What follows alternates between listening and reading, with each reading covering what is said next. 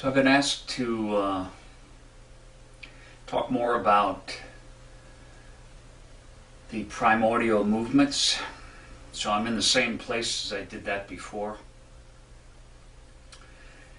And I also did a phone consultation today that was based a lot around a fairly intense daily fear. And so I'm going to try to weave these two together. And so in a way, I'll be speaking to those people, but I think that this will speak to everyone too. Now, primordial movement is my name for these positions of the body. And because I like to think of them as core places that we disconnect from. But I just re-glanced at a book because years ago, when I studied these physical things, one of the people that I was influenced by is a man named Michael Chekhov, and he discusses, he calls these body positions psychological gestures. But it is a harmony of body, voice, psychology. And in some ways, you're using your body to invoke a sensation of feeling, is what he called it. So it's not an idea, it's a sensation of feeling. You may have an idea of shame, but it could look many different ways. It could look like this, it could look like this, it could look like this, and they're all very subtle, different sensations of feeling. Now, he was using them to explore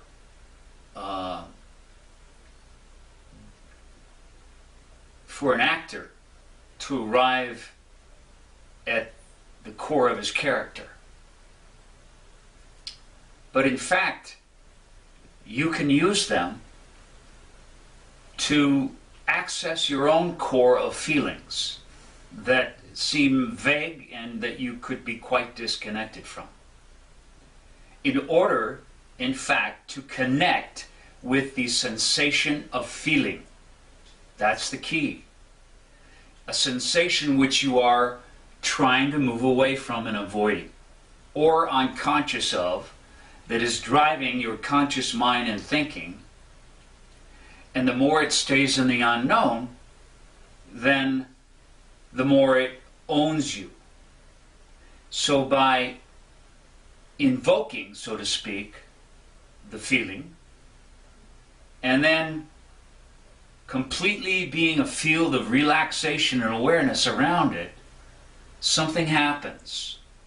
Rather than tensing and fighting and trying to get away from it, your awareness connects with it, lets it move, and very often, even though you can't put it into words, a kind of light bulb goes on.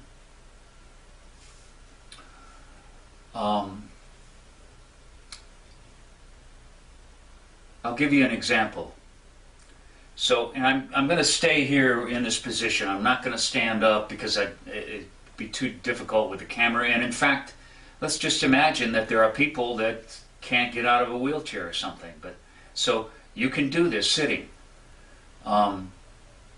This particular one would be easiest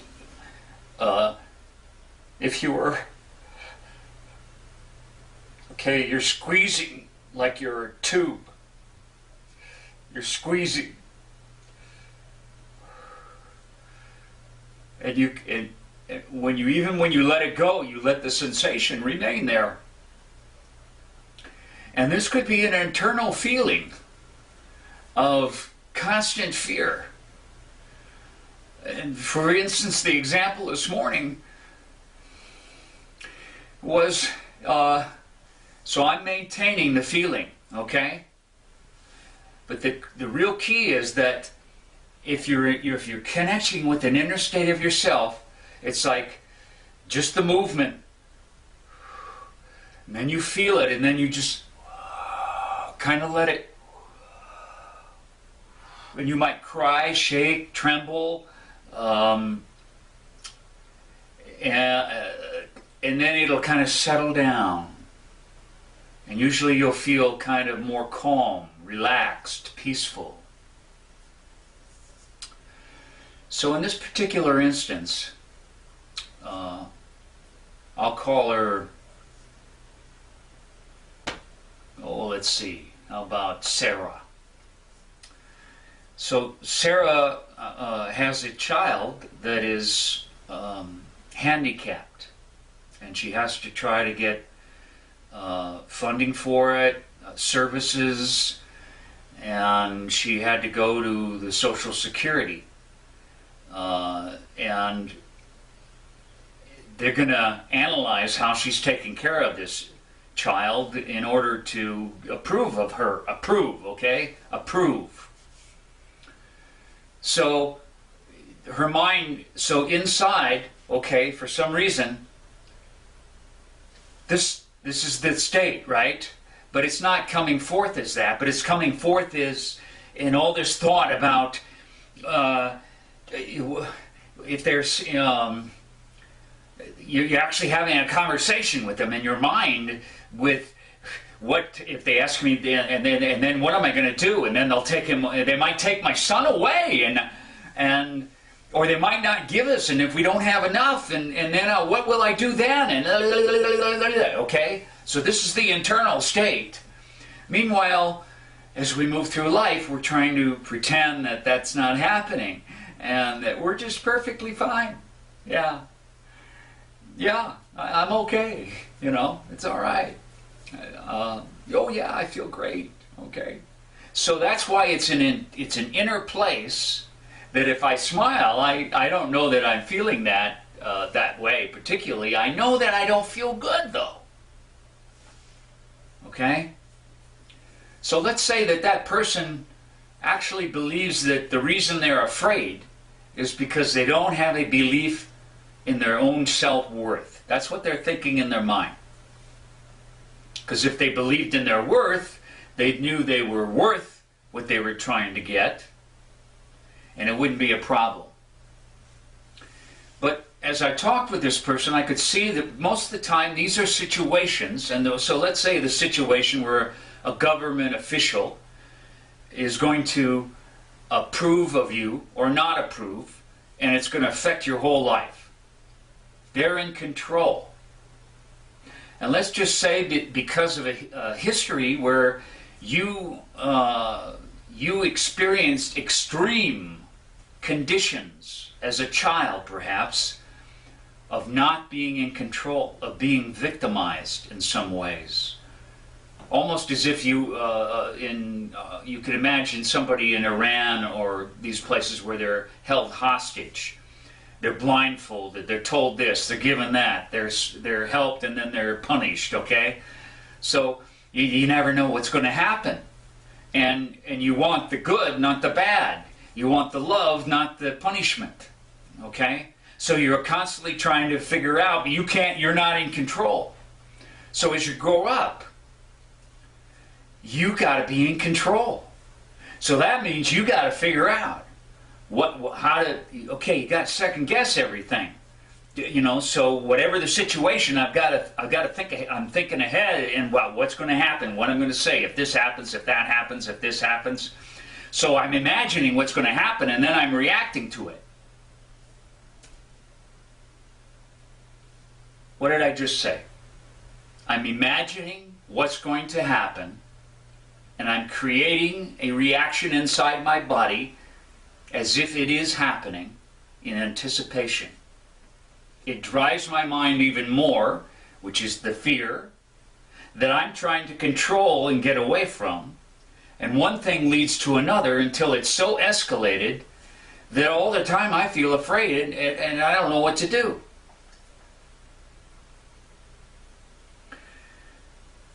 So again, either you are letting it own you and drive you through life, okay? Or you now have to decide it's time to stop running away from this. But let's say you don't, so I've given the information that, okay, this is probably somewhat involves your value because it involved giving you value or not giving it to you, which is power. Okay, this is really about power, but using value to exercise it. Power, value, safety. These are the things that threaten us. They're all involved for this particular person because physical safety was also one of the unknowns. So when you add all those things together, it creates a great intensity that as you're a child growing up, you're trying to survive and do the best you can, so they then are in your core as an adult. You've disconnected and you don't know the feelings. So how do we get to them without analyzing our childhood and our psychology, which won't do us very much good because it's all mental? So this state, this is terror. You can imagine being in this way and then in your head screaming to run, and you squeeze harder and you scream run more and louder. So the louder you scream to run, the more immobilized and paralyzed you are. This creates a state of terror. The sensation of feeling, okay? It's not that your heartbeat has to suddenly go 200 beats a minute. It's an overall feeling in your whole body. And when you hit the right one, like a note of music, you'll know it. So this is just one form, okay? So I just had someone, they were out in the circle.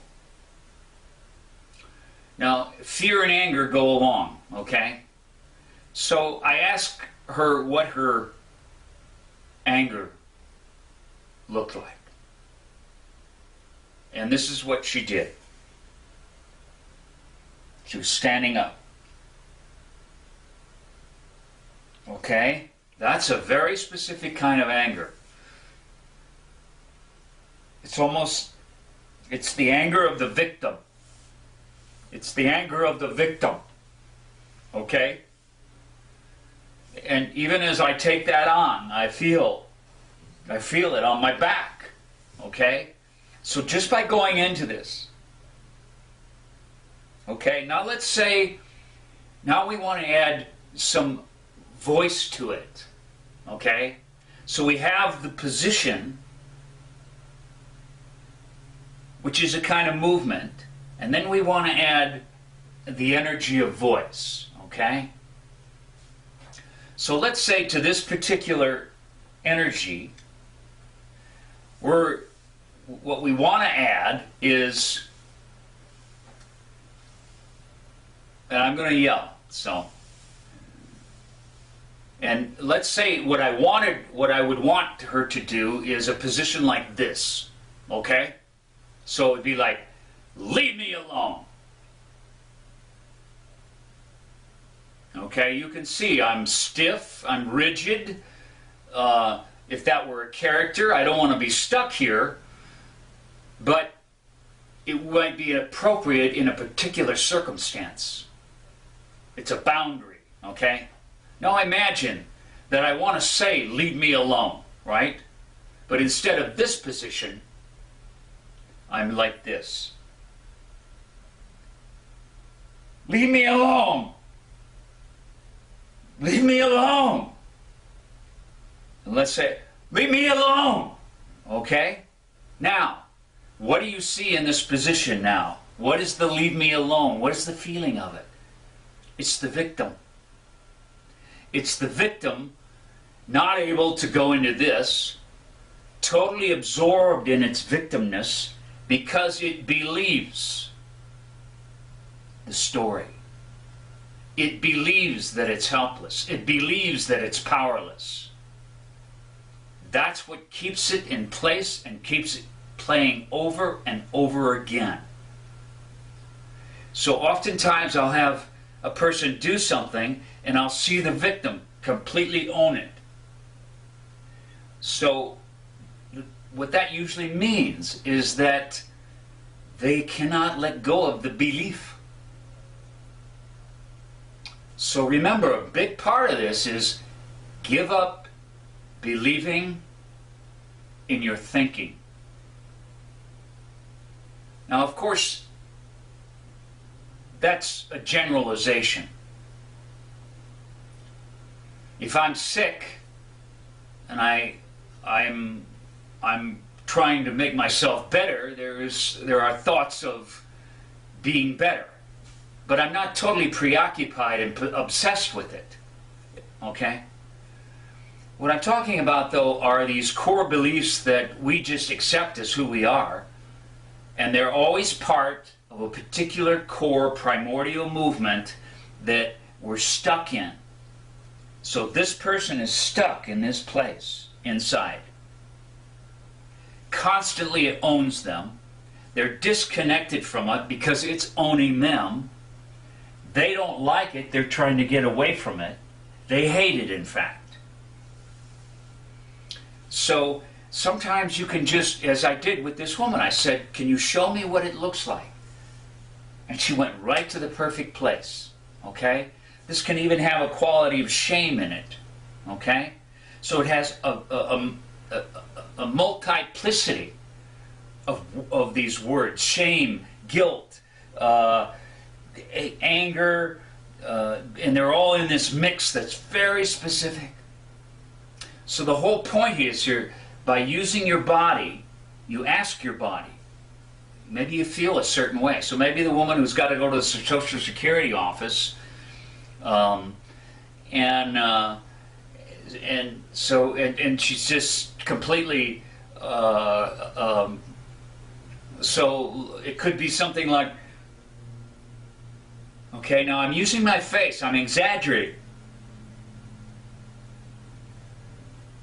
That's enough. Okay, so it's almost like, okay, I'm on top of myself. I'm doing something to myself here at the same time. With myself, with my mind, okay? So my mind may go, you got to do this, you got to be that, you got to be careful about that, you got to do this, you got to do that, okay? So if I go to that, but then I'm bigger than it. I don't go into all those thoughts and what they believe. I let them be there, but I feel the space all around me. I breathe. I align myself with awareness, for want of a better description. A presence that is through it, around it, not away from it. So you're cultivating a kind of detachment that is spacious love to each one of these places, to let it move, to connect with it with your awareness, so there's, oh, that's what I'm feeling. Oh, that, okay, And the more you're able to do that, something can shift immediately. But what will not allow it to shift is that you keep believing it. So within these feelings of the need of powerlessness and helplessness, there could be many forms of that.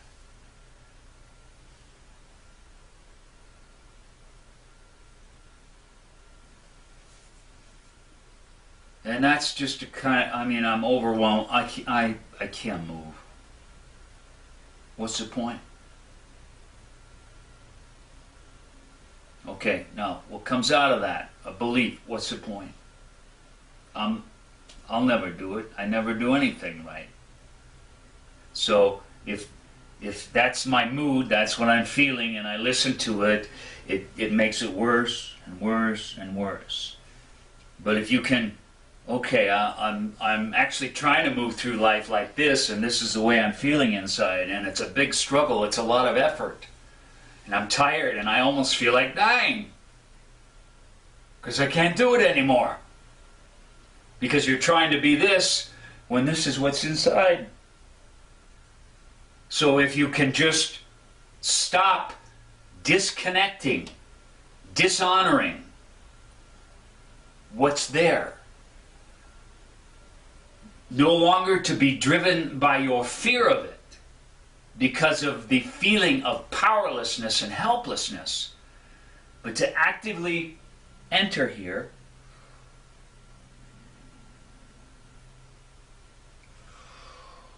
take a breath, but then totally relax and let all the energy go all around you. Sink all the way down in.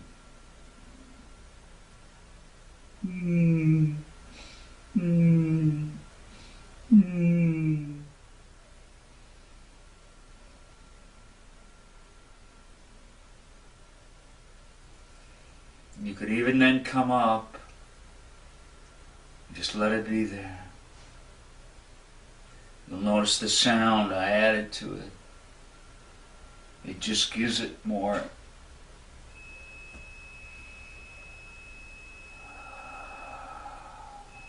If you get stuck there, it means that you're believing something.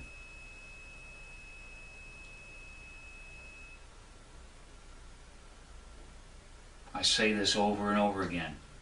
What do you believe?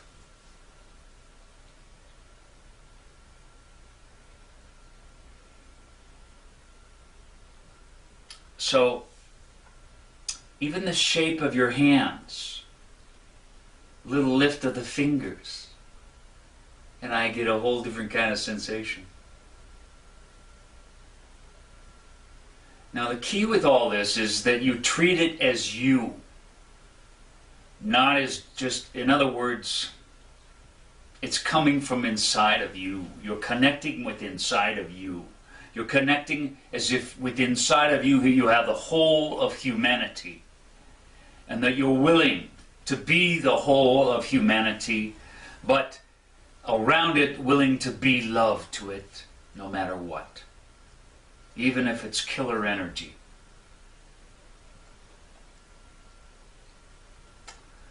So let's add to this, I'm sorry. Okay? I'm sorry. Now that's a very particular place, very specific. First you start out with that screaming run. Feel that. And then you put yourself in that position and don't scream, but I'm sorry. Okay? So it's a sorry that's terrified. Okay? It's very specific though. So when you hit the right note with your voice, the right position, it's like the very specific sensation of feeling is invoked as something inside of you. You breathe, relax around it. Let whatever happen, shake, tremble, cry, laugh, doesn't matter.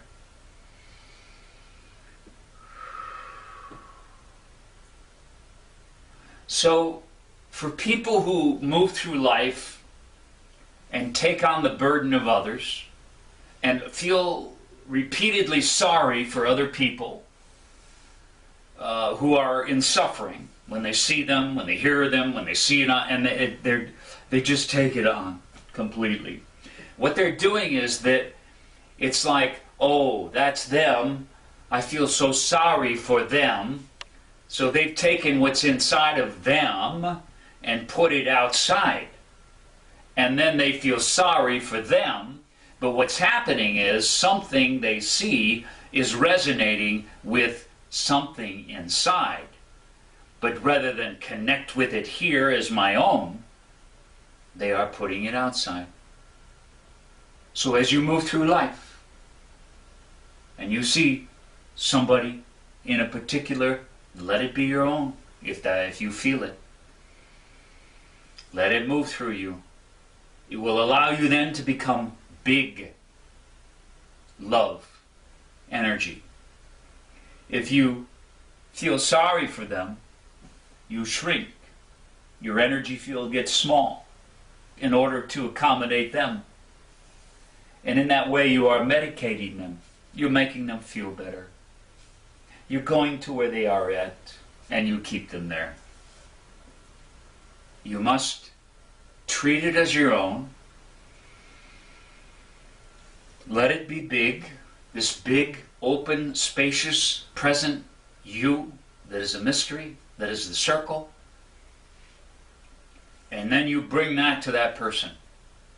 Maybe you just sit and you listen, but you don't listen and absorb and take on and sponge it. You listen as this open, loving space, and then you respond from there.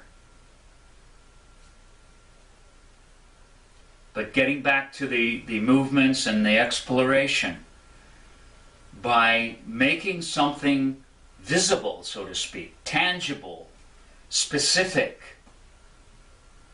something very easily can shift. Also by giving it breath, relaxed space, surrendering your thinking, even though there may be a thought, but you surrender it. You give up believing in it, which is ultimately you give up being right. Even if you are right, you must give it up. Because if you're right, you're wrong. And in the circle, there's right and there's wrong. It's a duality. That's all the movement in the circles. It's the duality. The circle is the non-duality that the duality moves in. The circle is you as breathing, relaxed, spacious, presence, awareness, quiet. Quiet. The quiet. And so my words now will ricochet and resonate throughout many of the other pieces that I put up, many other videos. Just that quiet. That's what I'm trying to do with those meditative teaching journeys. They're journeys.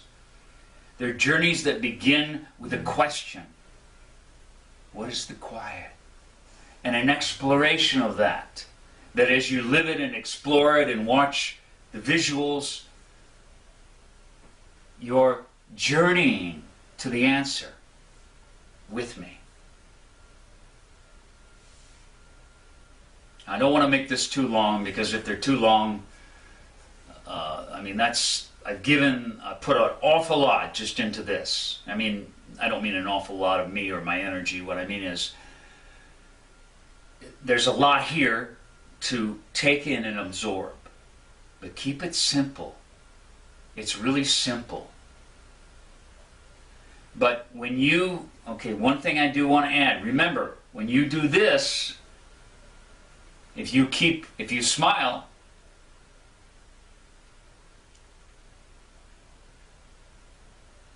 you don't feel anything.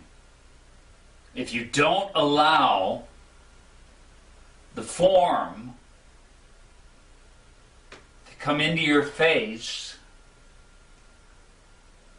if you keep a smile, if you keep blank, if you keep stoic, you cancel it out.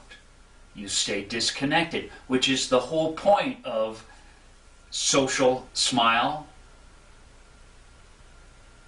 stoic soldier, or any, what's the word? Kind of chronic, or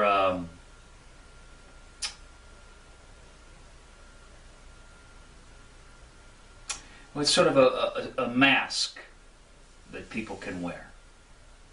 It protects you because nobody really knows. But you don't know either. You don't know what's down in here either. So many people I see, they don't even realize that there's always a... I say, okay, just go blank in there. Because when they go like this, you're exposed. And so many of us are afraid of the judging eyes of others that we must hide. And we did that from the time we were little people. It worked. But then we got older and I don't know who I am. I've been so busy being for other people. And these things become so unconscious.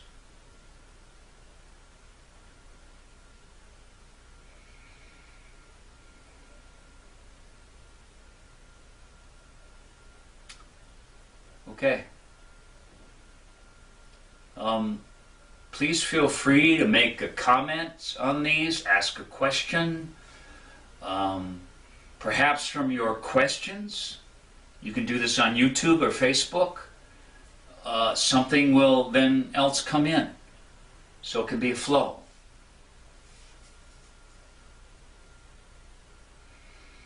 I didn't get my where are my kids today? My dogs didn't come in. Beauty, Hanta, Chasta. Ah, Beauty, come here. Beauty, come. Beauty, come. No? Come here, Beauty.